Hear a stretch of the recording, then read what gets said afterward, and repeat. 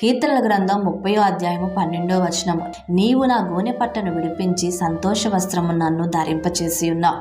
ఎస్తేరు గ్రంథంలో రాయబడిన రీతిగా రాజైన అహష్వరోషు యొక్క సంస్థానములో సలహాదారుగా మంత్రిగా ఉన్నవాడు హామాను.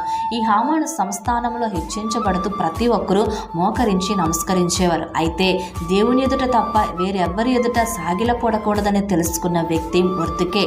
ఈ మొర్దెకై తనని మోకరించి నమస్కరించట్లేదు అని హామాను కుట్ర చేత మొర్దెకైతో పాటు యూదులందరినీ కూడా సంహరించాలని ఒక మరణ శాసనాన్ని వ్రాయించి రాజు ఉంగరము చేత దాన్ని ముద్రించబడి దాన్ని తీసుకొచ్చినప్పుడు ఆ విషయం తెలుసుకున్న మొర్దెకై తన బట్టలు చింపుకొని గోనె పట్ట ధరించి మహాశోకముతో రోదనతో విలపించినప్పుడు దేవుడు మొర్దెకై యొక్క అంగలార్పును వినియున్నాడు. కనుకనే ఏ హామానైతే తన పట్ల కుట్ర చేశాడో అదే హామాను చేత దేవుడు ఆ గోనె వస్త్రాలను తీసి రాజు యొక్క గుర్రము చేత ఊరేగించబడి హెచ్చించబడ్డాడు. అంతేకాదు ఏ మొర్దెకైనైతే ఉరికొయ్య మీద సంహరించాలనుకున్నాడో అదే ఉరికొయ్య మీద హామాను వేలాడదీయబడ్డాడు. ప్రియమైన దేవుని బిడ్డలారా, మనము ఏ విషయంలో అయితే ప్రభు సన్నిధిలో అంగలారుస్తామో దేవుడు దాన్ని సంతోషముగా నాట్యముగా మార్చివేస్తాడు. మన యొక్క వ్యతిరేకతలు అవమానాల్ని ఘనతగా దేవుడు మారుస్తాడు.